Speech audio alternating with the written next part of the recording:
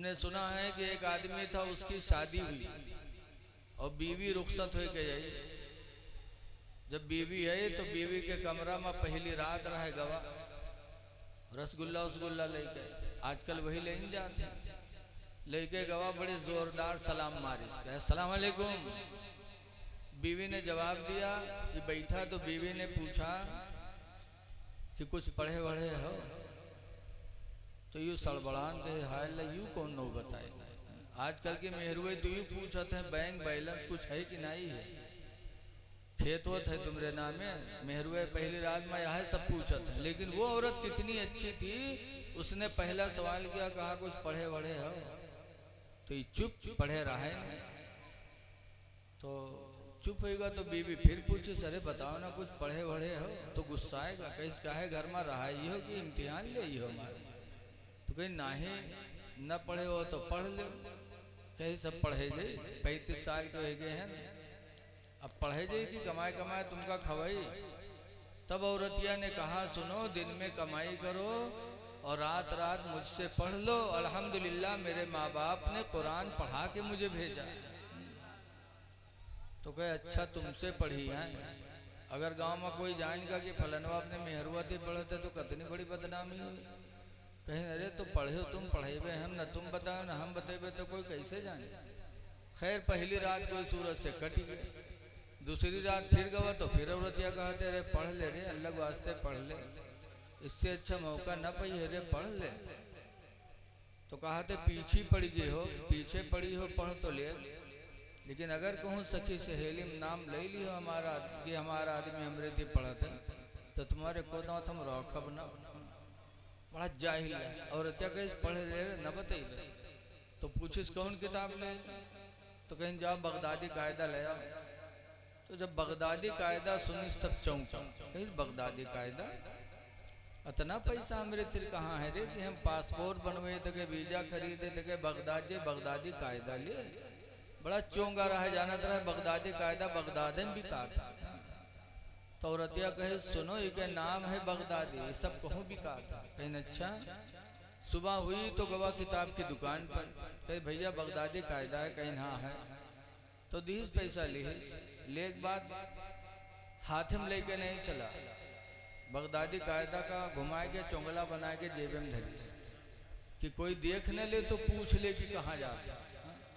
बहरहाल लेके आया, बीवी ने पढ़ाना शुरू किया।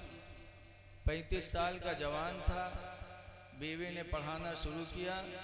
एक ही हफ्ता में बगदादी कायदा उसका ख़त्म हो गया। ज़रा सीटी कम करो भैया। जब पहली किताब ख़त्म भय तब वो अपनी बीवी से फिर कहा था कि अरे अब तो ये ख़त्म हो गया, अब तो कहीं जाए सन्नल कुरान ले आओ, या सन्नल कुरान लेके आओ। तो बीवी ने उसे भी 2 हफ्ता में पढ़ा दिया। पूछे सब? तो कहीं जाओ कुरान शरीफ ले आओ। कुरान शरीफ लेके आया, बीवी ने पढ़ाना शुरू किया तो 2.5 महीना में उसने 25 पारा पढ़ा दिया। कह दो जरा सुभान अल्लाह। जब 25 पारा पढ़ेगा तब एक दिन कहला कि आए रे 25 पढ़ डाले हम, 5 रह गए हैं और अभी कोई जान नहीं पैसे, तो तनी अपने सखी सहेली में कहूँ बताओ कि हमरे आदमी पढ़े हैं, अब खुदे प्रचार करवावे। तब बीवी ने कहा घबराओ ना, तुम्हारे नाना के मामला आखिरी चलत है और ख़त्म हुई है। तीसरे दिन संयुम हुए तो गांव के लोग जुटी हैं, वही तुम कुरान पढ़े तो गांव में आउट हुई। अल्लाह मर्जी के नाना के मामला चलत रहे डामाडोल, वही के ख़त्म। जब ख़त्म हो गए तो तीसरे दिन संयुम हुआ। तो मस्जिद में गांव के लोग जुटे, कुछ कुरान पढ़े कुछ चना पढ़े। तो यहू कुर्ता पैजामा टोपी भी लगा के पहुंचा। तो जब पहुंचा तो कुरान वालों की तरफ बढ़ा, अभी के सथिवे बैठे चना पढ़त रहा।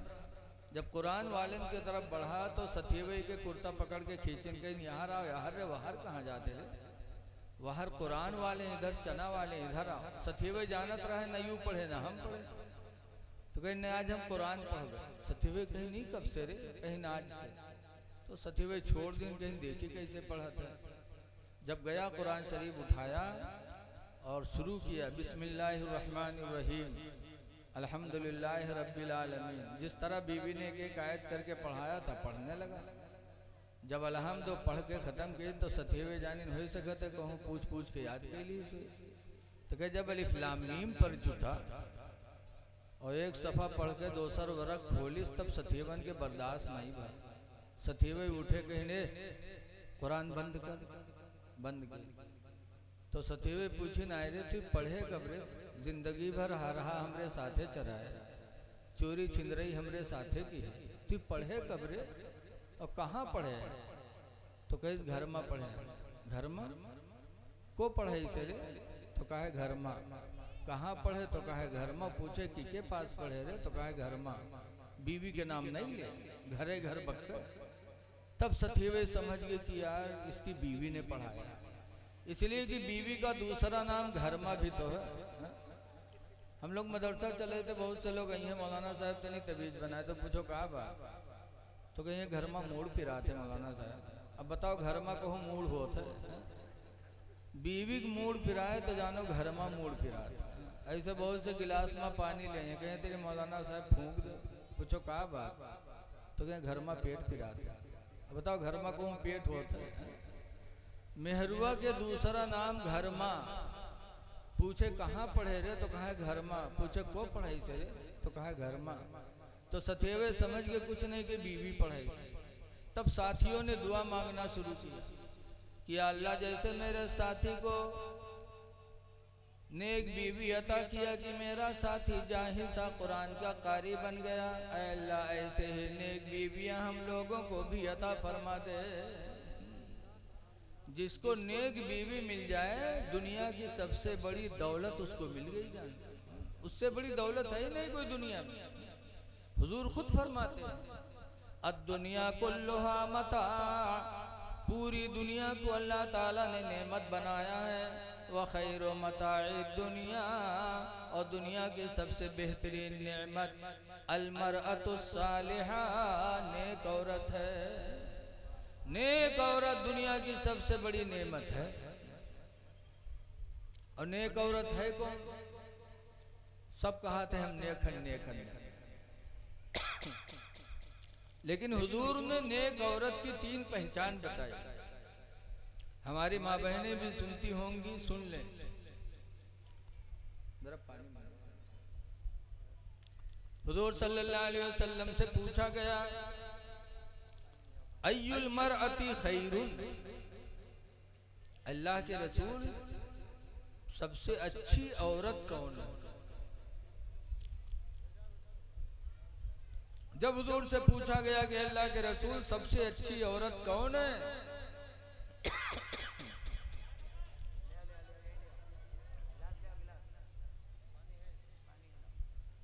दरूद शरीफ पढ़िए।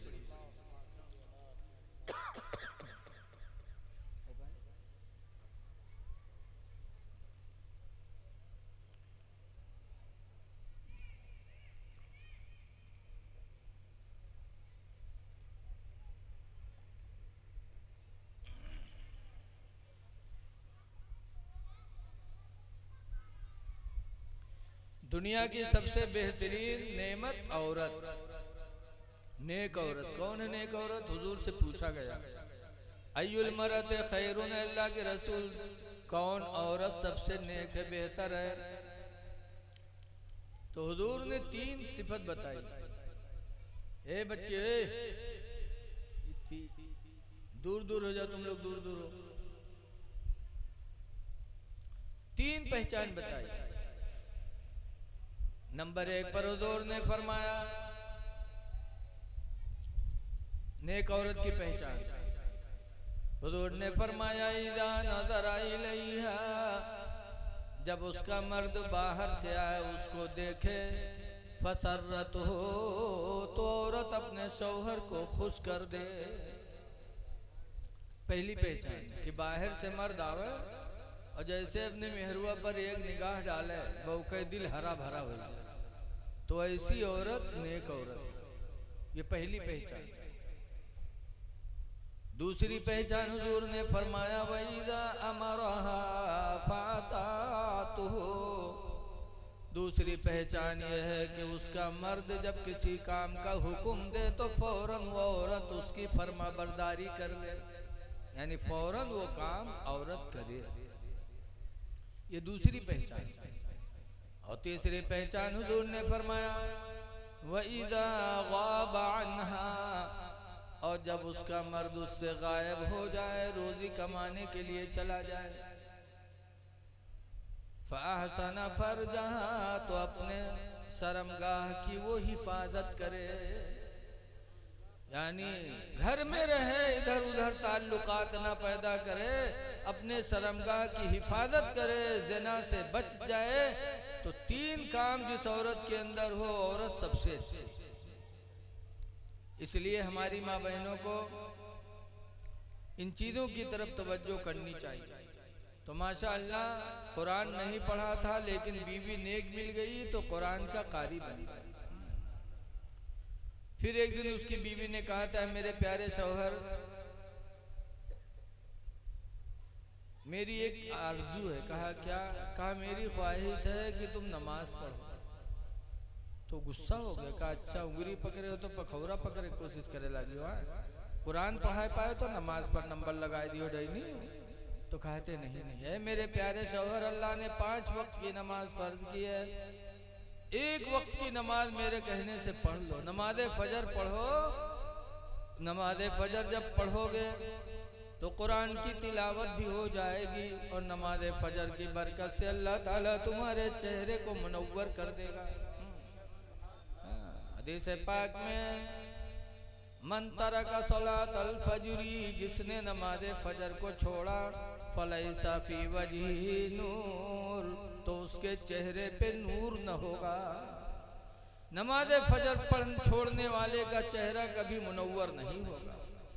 आजकल जो तलाक़ें ज्यादा होती हैं उसकी वजह यही है कि न बीवी नमाज पढ़ती न मर्द नमाज पढ़ता। अल्लाह की तरफ से नूरानियत दोनों के चेहरे पे नहीं, इसीलिए तू मैं लगी रहती है और एक दिन वो भी आ जाता है कि दोनों में जुदाईगी हो जाती है। नमाज फजर पढ़ो, नमाज फजर की बरकत से अल्लाह चेहरा मुनव्वर फरमाएगा। याद रखो दुनिया की कोई मार्केट का सामान चेहरे को खूबसूरत नहीं बना सकता, वरना अगर यही होता तो कोई मालदार आदमी बदसूरत नहीं होता। जितने मालदार हैं सब खूबसूरत होते, लेकिन ये खूबसूरती मिन जानिबे इलाही हुआ करती है। बीवी ने समझा दिया, शौहर नमाज फजर पढ़ने लगा और नमाज फजर पढ़ते पढ़ते अल्लाह ताला की वो मर्जी हुई कि बुराइयों से बच गया, 5 वक्त का नमाजी हो गया। तो इसलिए लोगों, कुरान की तिलावत करने के लिए मेरे नबी आए थे। कुरान पढ़ा करो। आज अफसोस है कि हमारे घर कुरान की तिलावत के लिए तरस रहे हैं। गली कूचों में गुजर जाओ तो गानों की तो आवाज आती है, लेकिन तिलावत कुरान की आवाज मुसलमान के घर से नहीं आती। अल्लाह के नबी सल्लल्लाहु अलैहि वसल्लम फरमाते हैं, कुन्तु बुइस्तु फीकुम मुअल्लिमा, मुझे तो तुम्हारे बीच में मुअल्लिम बना के भेजा गया है, दीन सिखाने वाला बना के भेजा गया है। इसलिए आप हजरात से गुजारिश है, कुरान की तालीम हासिल करो, अपने बच्चों को कुरान पढ़वाओ, इसलिए कि बगैर कुरान के हम नमाज भी तो नहीं पढ़ सकते। नमाज हमारी अदा नहीं होगी और मुसलमान के लिए सबसे बुनियादी चीज है ईमान लाने के बाद नमाज। आज हमारी नमाजें छूट रही हैं और हम पर कोई फर्क नहीं पड़ रहा है। रसूलुल्लाह सल्लल्लाहु अलैहि वसल्लम के एक सहाबी थे हजरत अली शेर खुदा रदी अल्लाह ताला अन्हु। ऐ या अली कहने वालों, जरा सोचो कि अली क्या थे। मक्का के करीब एक साहबा एक जगह है जहां हुजूर हजरत अली के रान पे सर रख के लेट गए थे और हजरत अली ने असर नहीं पढ़ी थी। असर नहीं पढ़ी थी, हुजूर सो रहे थे, उनके रान पे सर रखे, सूरज डूबने लगा। अब हजरत अली परेशान कि हुजूर को जगाता हूं तो हुजूर को तकलीफ होती है और अगर नहीं जगाता हूं तो नमाज असर जाती है। देखो ये एक है मोहब्बत रसूल और एक तरफ है नमाज। हजरत अली के सामने दो चीजें थी, एक तरफ नमाज और एक तरफ मोहब्बत रसूल, कि अगर जगाता हूं तो नबी को तकलीफ और नहीं जगाता हूं तो नमाज जा रही है। लेकिन हजरत अली शेर खुदा ने किसको किस पर तरजीह दिया?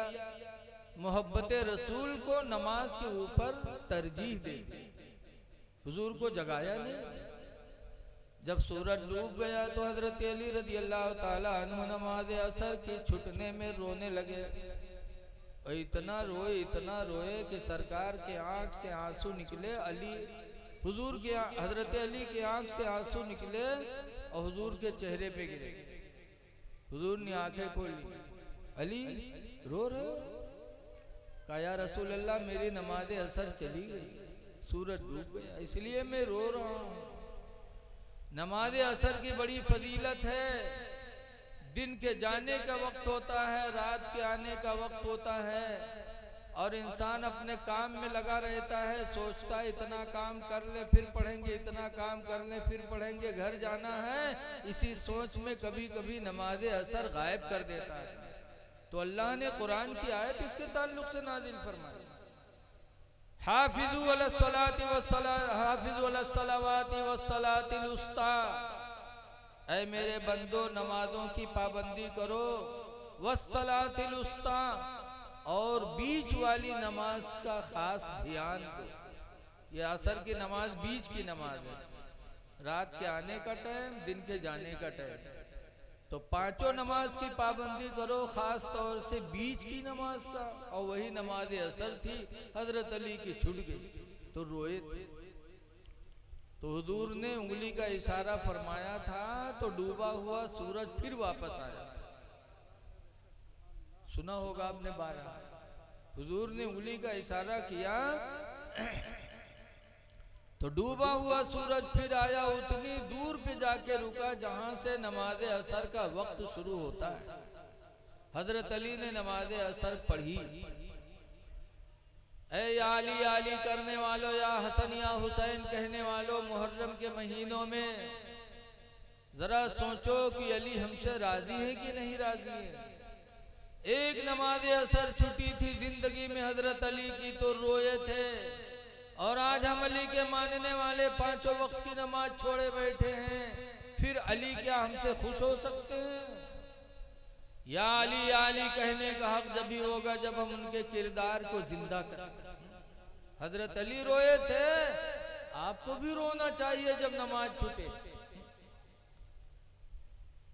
लेकिन आज हम में नमाज का एहसास नहीं है। हाय अफसोस, हमारी नमाज जा रही है और आज हम आशिके रसूल बने बैठे कि हम नबी के आशिक हैं। आशिके रसूल थे तो हजरत अली शेर खुदा थे, किरान पे सर रखे रहे तो अली ने जगाया नहीं, नमाज असर छूट गई। आशिके रसूल तो अली थे, फिर भी नमाज के छूटने पर रोए थे। और आप कैसे आशिके रसूल हो कि आपकी नमाज एक नहीं सारी नमाजें जा रही हैं और आपको रोना छोड़ दो, आपको एहसास तक नहीं है। ऐ लोगों, नमाजों की पाबंदी करो। नमाज पढ़ोगे तो इंशाअल्लाह ताला दुनिया में भी इज्जत मिलेगी, आखिरत में भी इज्जत मिलेगी। हम खन्नापुरवा में रहते हैं। हमारा गांव खन्नापुरवा जंगल के किनारे है। अक्सर लोग जंगल की लकड़ी चोरी से काटते हैं, मारे जाते, पकड़े जाते, फिर छोड़े जाते, फिर काटते। एक दफा 3 आदमी हमारे गांव के गए जंगल लकड़ी काटने और पुलिस पकड़ ली। तो पकड़ के ले गए, रुपये लिया, थाना बंद की। तीनों बैठे। दरोगा जी जब आए, चाय पानी कह के तक दरोगा जी जब पट्टा उठाए और मारे चले उनके लोगन की तरफ, तो तीनों में ही एक बहुत चालू रहा।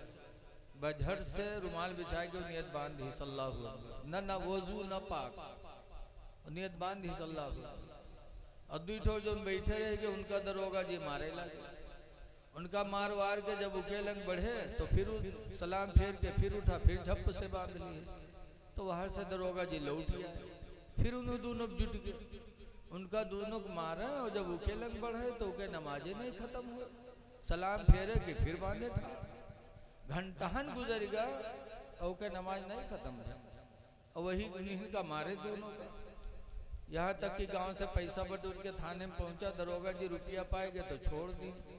जब तीनों छोड़ी गांव में ही आए तो दोनों का गरिया में कहीं सार कब के नमाज हुई रहा हो, ये सार घंटाहन अल्लाह जाने कौन नमाज पढ़े। थोड़ी देर इका मरती दरोगा जी, तब तक तो हम लोग समुटाई लिए, लेकिन अल्लाह जाने कौन नमाज शुरू कर दी। सारा घंटाने के नमाजें नहीं खत्म। एक थाने का दरोगा भी नमाज का एहतराम किया। अगर सच्ची नमाज पढ़ा होता तो दरोगा जी के मार से तो बचा ही था, आखिरत में अल्लाह के अज़ाब से भी बच जाता।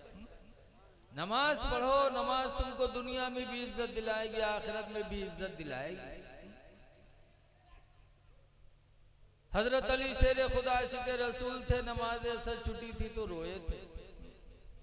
और एक चीज और देखो कि डूबा हुआ सूरज मेरे नबी ने उंगली के इशारे से पलटा दिया।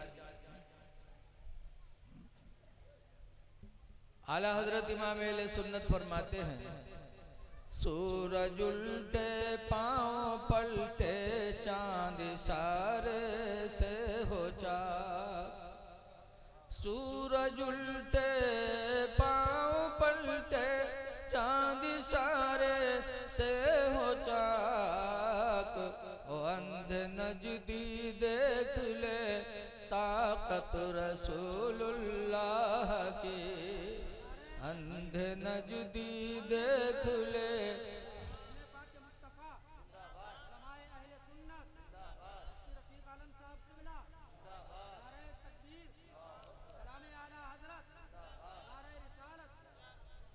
ये सोचना कि वो भी इंसान हम भी इंसान।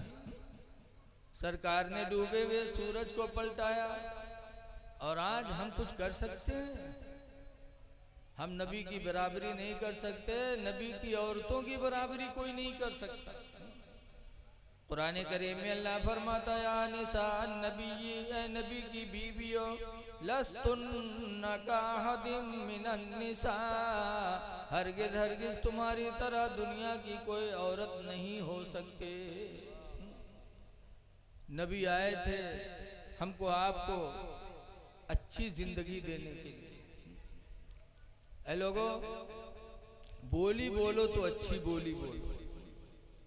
कुरान में क़ूलू लिन्नास हुस्ना, ऐ लोगों, लोगों से अच्छी बोलियां बोला करो, अच्छी बोली बोलो। क़ूलू लिन्नास क़ौलन, लोगों से बोलो तो अच्छी बोलियां बोलो। ऐसी बोली न बोलो कि किसी के दिल में ठेस लगे। हजरत अली शेर खुदा कहा करते थे, जरा हाथुस्सनान लहत्तयामु वला यल्तामु मा जरहल लिसानु, कि छुरी का जख्म कहीं लग जाए तो वो ठीक हो जाता। जैसे ऑपरेशन करा के लोग आते हैं, कुछ दिनों के बाद जख्म भर जाता। वला यल्तामु मा जरहल लिसानु, और वो भर नहीं सकता वो जख्म जो जख्म जबान ने किया। जरा तवज्जो दे इधर भाई, क्या हो रहा है यार?